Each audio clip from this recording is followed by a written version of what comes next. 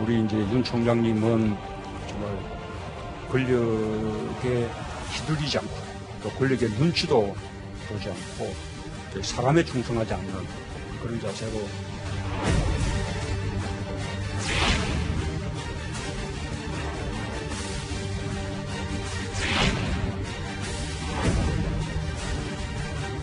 살아있는 권력에 대해서도 똑같은 자세가 돼야 한다고 생각하기 때문입니다. 원칙에 입각해서 마음을 비우고 한 발 한 발 걸어 나가겠습니다.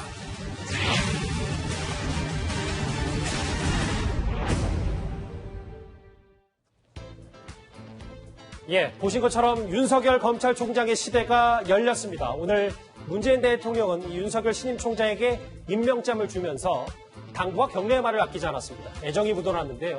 그 목소리 한번 같이 들어보시죠. 우리 이제 윤 총장님은 정말 권력에 휘둘리지 않고 또 권력의 눈치도 보지 않고 또 사람에 충성하지 않는 그런 자세로 아주 엄정하게 이렇게 처리해서 국민들의 신망을 이렇게 이제 받으셨는데 그런 자세를 앞으로 또 계속해서 끝까지 조금 지켜주십사 하는 것입니다. 이재명 차장, 우리 윤 총장이란 말을 저 말고도 한 번 더 했다고 하는데 그만큼 상당히 좀 따뜻한 애정어린 시선으로 바라보는 건 분명해 보입니다. 말에서도 애정이 느껴지지만 지금 대통령 눈빛에서도 애정이 뚝뚝 떨어지는 것 같습니다. 뭐 이번 총장 선임 과정에서 뭐 어차피 윤석열의 말이 있을 정도로 그렇죠. 사실 뭐 다 예정돼 있던 거고 어떻게 보면 처음 중앙지검장을 시킬 때부터 파격 연속이었기 때문에 뭐 이번 그러니까 중반기 문재인 정권 중반기의 검찰총장으로서 굉장히 큰 신뢰와 그런 애정을 보낸 게 아닌가 생각이 듭니다. 이 청와대 오늘 저 임명장 분위기가 상당히 좀 이례적이어서 김태현 변호사님. 네. 근데 두 사람이 딱히 인연은 없었다고 하는데 대통령이 이 윤석열 신임 총장을 언제부터 이렇게 신뢰하게 됐는지도 좀 궁금합니다. 되게 한국사에서 인연이라는 게 혈연, 지연, 학연이잖아요. 근데 그 두 사람은 그게 아무도 없어요. 예. 혈연 당연히 없을 거고 지연, 학연도 없습니다. 뭐 법조 선후배라는 건데 뭐 연수원 기수도 워낙 차이가 나니까. 그런데 이제 결국 윤석열 신임 총장이 2012년 대선 과정에서 있었던 그 댓글 사건, 국정원 댓글 사건, 그걸 수사하다가 좌천된 거 아니겠습니까? 당시에 윤석열 검사가 야 2012년 대선에 나는 문재인 후보를 지지했는데 이 댓글 문제 때문에 문재인 후보가 떨어졌으니까 나는 이거를 열심히 수사해야 돼. 이래서 한 건 절대 아니거든요. 그러니까 문재인 당시 뭐 의원에게 뭔가 잘해주고 도움을 주기 위해서 그래서 한 건 아니지만 문재인 대통령 입장에서 보면 어찌됐든 본인이 관여가 됐던 2012년에 그 대선에 관련된 그 선거 이후의 사건을 원칙대로 수사하다가 윤석열 검사가 좌천이 된 것이기 때문에 왠지 모를 뭐 마음의 빚이 좀 있었던 것 같다라고 여권 관계자들이 좀 평가를 하고 있는 것 같습니다. 자, 오늘 문재인 대통령의 발언이 또 하나 있었습니다. 가장 눈길을 끌었던 말, 바로 살아있는 권력에도 엄정하라는 당부였습니다. 그 목소리 같이 들어보시죠. 살아있는 권력에 대해서도 똑같은 자세가 돼야 한다고 생각하기 때문입니다. 우리 청와대든 또는 뭐 정부든 또는 뭐 집권 여당이든 만에 하나 권력권 비리가 있다면 그 점에 대해서는 정말 이렇게 엄정한 그런 자세로 이렇게 임해 주시기를 바라고요. 어떤 원칙에 입각해서 마음을 비우고 이렇게 한 발 한 발 걸어 나가겠습니다. 원칙에 입각한다. 이 화면 보시면 청와대 여당에도 양날의 검이다.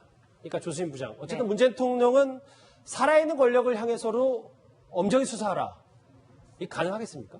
저는 조금 그 부분은 지켜봐야 된다고 봅니다. 왜냐면요. 지금 이번에 윤석열 검찰총장은 워낙에 대통령이 2년 전부터 점치고 났던 인사다. 이 소문이요. 2017년 5월부터 파다했습니다.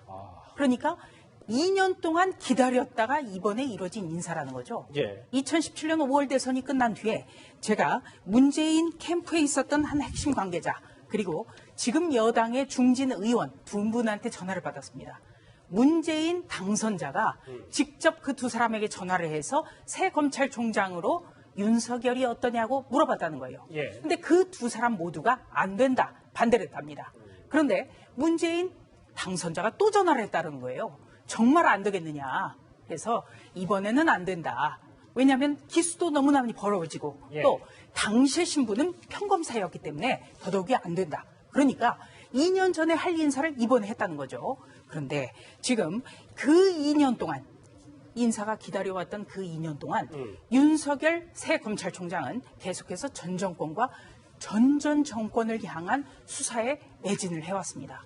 그렇기 때문에 문재인 정부와 운명 공동체다 이런 평가가 나오고요. 또 한 가지는 현재 문재인 정부 들어와서는 반부패 기관회의라고 해서 검찰총장이 대통령 주재회의에 배석을 합니다. 예. 그렇다면 사람 심리가 직접 인사권자가 앉아있는 데서 계속 이런 걸 좀 신경 써달라고 하면 그것만 바라볼 수 없게 된다는 거거든요. 예. 그러니까 그것만 바라본다는 거는 이것이 예를 들어서 뭐 야권이라든지 또 총선이 가까워지면 아무래도 그 정부 여당에 좀 유리한 것에 대해서 관심을 갖게 되고 그거에 따른 기획수사라든지 표적수사가 되는 것 아니냐라는 우려가 검찰 안팎에서 큽니다. 예. 그리고 또 한 가지는 그동안 이 정부 들어서 그동안의 이 정부를 향한 수사가 어떻게 됐는지를 한번 살펴볼 필요가 있다는 거죠.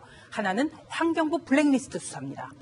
환경부 블랙리스트는 바로 이 정권에서도 일종의 블랙리스트가 있었다라는 것이 정황이 속속 드러났음에도 불구하고 예. 인사수석 교체해서 꼬리를 잘랐어요. 그리고 그 수사에 어떻게 보면은 대상자가 될 수 있는 조국 민정수석은 또 법무부 장관으로 이번에 또 오히려 영전을 한다는 거거든요. 이런 어떤 그 흐름을 본다면 과연 산 권력에 대한 수사가 가능하겠는가?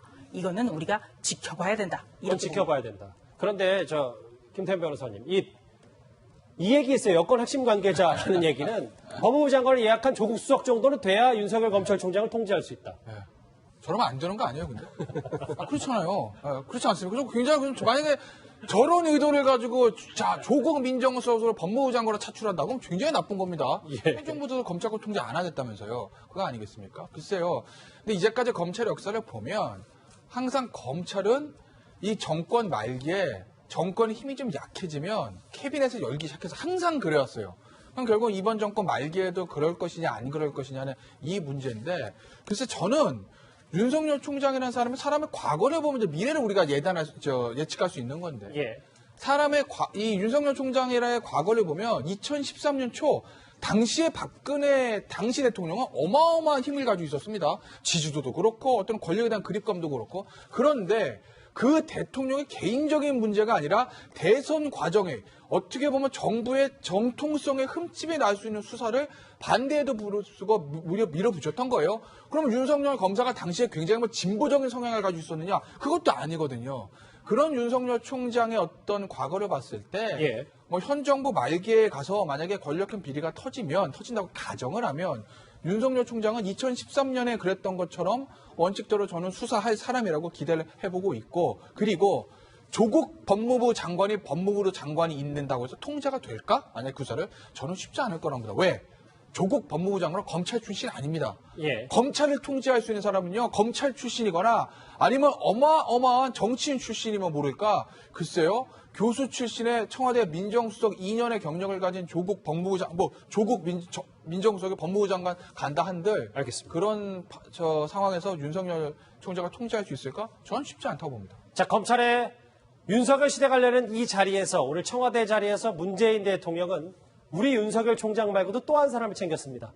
누군지 화면으로 만나보시죠. 예, 검찰총장으로 임명되신 것 축하드립니다. 우리 사모님께도 축하 말씀드립니다. 제가 지난 역사를 다 알지는 못하지만 제가 기억하는 한에서는 아마 검찰총장 인사에 이렇게 국민들의 관심이 크게 모인 적은 아마 역사상 없지 않았을까 싶습니다.